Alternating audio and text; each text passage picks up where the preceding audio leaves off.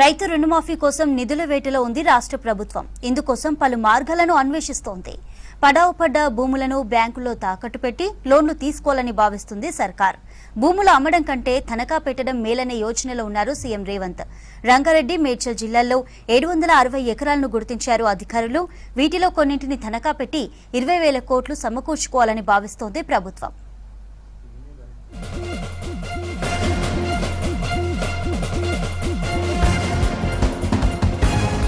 రైతుల రుణమాఫీకి అవసరమైన నిధుల కోసం ప్రభుత్వం ప్రయత్నాలు ముమ్మరం చేసింది.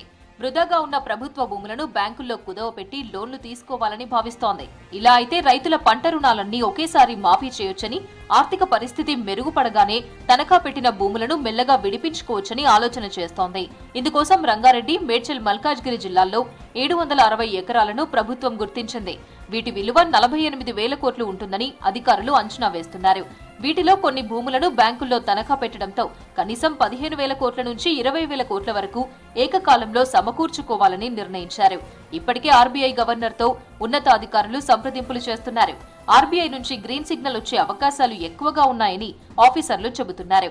ఒకవేళ ఆర్బీఐ ఓకే అంటే ఏళ్లుగా పెండింగ్ లో ఉన్న రైతుల పంట రుణాలు ఏకకాలంలో మాఫీ అవుతాయి.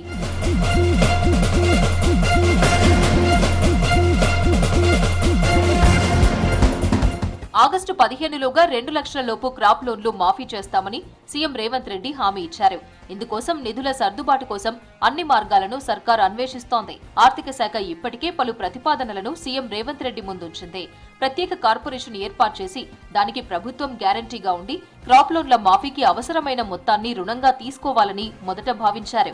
కానీ ఈ అప్పును అదే కార్పొరేషన్ నుంచి తిరిగి చెల్లిస్తే సమస్య లేదని, లేదంటే ఎఫ్ఆర్బీఎం పరిధిలోకి తీసుకురావాల్సి ఉంటుందని ప్రభుత్వానికి ఆర్బీఐ స్పష్టం చేసింది. దీంతో ప్రభుత్వ భూములను బ్యాంకుల దగ్గర తనఖా పెట్టి పెద్ద మొత్తంలో రుణాలను తీసుకోవాలని అధికారులు రెండో ప్రతిపాదనను సీఎం రేవంత్ ముందుంచారు. ఈ ప్రభుత్వ భూములను ప్రైవేట్ కంపెనీలకు లీజుకు ఇవ్వడంతో వస్తున్న ఆదాయంతో అప్పులు తీర్చవచ్చని, దీంతో ఈ లోన్లు ఎఫ్ఆర్బీఎం పరిధిలోకి రావని వెల్లడించారు. దీనిపై అటు కేంద్ర ప్రభుత్వానికి, ఇటు ఆర్బీఐకి ముందే రిక్వెస్ట్ చేస్తే ఎలాంటి సమస్య ఉండదని చెప్పడంతో సీఎం కూడా ఓకే చెప్పినట్టు తెలుస్తోంది. మరోవైపు కుటుంబం యూనిట్ గా పంట రుణాలు మాఫీ చేస్తే రేషన్ కార్డును ప్రామాణికంగా తీసుకోవాలని భావిస్తున్నారు. ఇక మంత్రులు, ఎంపీలు, ఎమ్మెల్యేలు, ఎమ్మెల్సీలు, ట్యాక్స్ పేయర్స్, ప్రభుత్వ అధికారులు ఇతరత్రా పీఎం కిసాన్ నిబంధనలను కూడా రుణమాఫీ కోసం పెట్టాలని సూత్రప్రాయంగా నిర్ణయించారు. అప్పుడు మాత్రమే అసలైన రైతులకు క్రాప్ లోన్ల మాఫీ జరిగి అనుకున్న లక్ష్యం నెరవేరుతుందని భావిస్తున్నారు.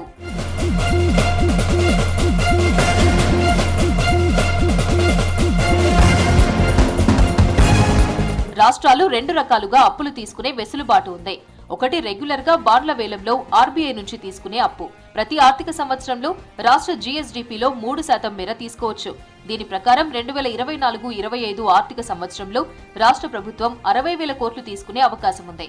ఇందులో ప్రతి నెల యావరేజ్ గా 4,000 కోట్లు ఆర్బీఐ నుంచి తీసుకుంటుంది. ఇది కాకుండా నాన్ ఎఫ్ఆర్బీఎం పరిధిలోనూ అప్పు తీసుకోవచ్చు. ఏదైనా కార్పొరేషన్ కు ప్రభుత్వం గ్యారంటీ ఇవ్వడంతో తీసుకోవాల్సి ఉంటుంది.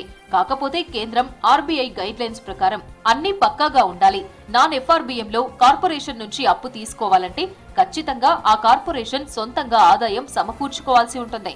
దేనికోసమైతే అప్పును తీసుకుంటున్నారో దాన్ని ప్రభుత్వ ఖజానా నుంచి చెల్లించకుండా ఆ కార్పొరేషన్ సొంత ఆదాయం నుంచి చెల్లింపులు చేయాల్సి ఉంటుంది. అందులో భాగంగానే టీజీఐఐసీలో ఉన్న భూములను తాకట్టు పెట్టాలని అనుకుంటున్నారు.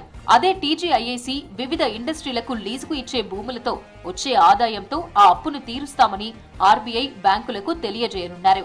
ఒకవేళ ఇది కూడా సాధ్యపడని పక్షంలో ఆర్బీఐ నుంచి నేరుగా ఒకేసారి 15,000 కోట్ల నుంచి 20,000 కోట్లు ఎఫ్ఆర్బీఎం పరిధిలోనే తీసుకోవాలనే అభిప్రాయం కూడా ప్రభుత్వం నుంచి వ్యక్తమవుతోంది.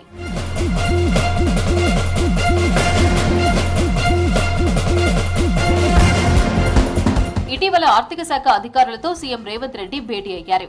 ఈ సందర్భంగా గత ప్రభుత్వం సర్కార్ భూములను అమ్మి నిధులు సమకూర్చుకుందనే ప్రస్తావన వచ్చింది. కానీ ప్రతిసారి ప్రభుత్వ భూములను అమ్మడం సరికాదని, దీనివల్ల ఇబ్బందులు వస్తాయని సీఎం స్పష్టం చేసినట్టు తెలిసింది.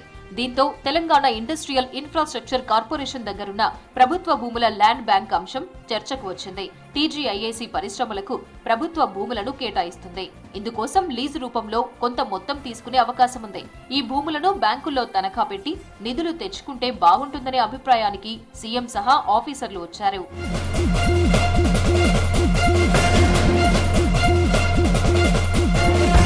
ఆర్బీఐలో కొన్ని నిబంధనల కారణంగా భూములను తాకట్టు పెట్టినా కూడా ఎఫ్ఆర్బీఎం పరిధిలోకి వచ్చే ప్రమాదం ఉందని పలువురు ఆఫీసర్లు సీఎం రేవంత్ దృష్టికి తెచ్చారు. దీంతో ప్రభుత్వ భూములను తనఖా పెట్టినా ఎఫ్ఆర్బీఎం పరిధిలోకి రాకుండా ఏం చేయాలనే దానిపై కసరత్తు చేయాలని అధికారులకు సూచించగా ఆయా భూములను లీజుకివ్వడంతో వచ్చే ఆదాయంతో అప్పులు తీర్చుకునేలా ప్రపోజల్స్ రెడీ చేయాలని నిర్ణయించారు. ప్రస్తుతం టీజీఐఏసీ దగ్గరున్న భూముల్లో గతంలో ఎకరా 60 కోట్ల నుంచి 100 కోట్ల వరకు పలికిన ల్యాండ్స్ ఉన్నాయి.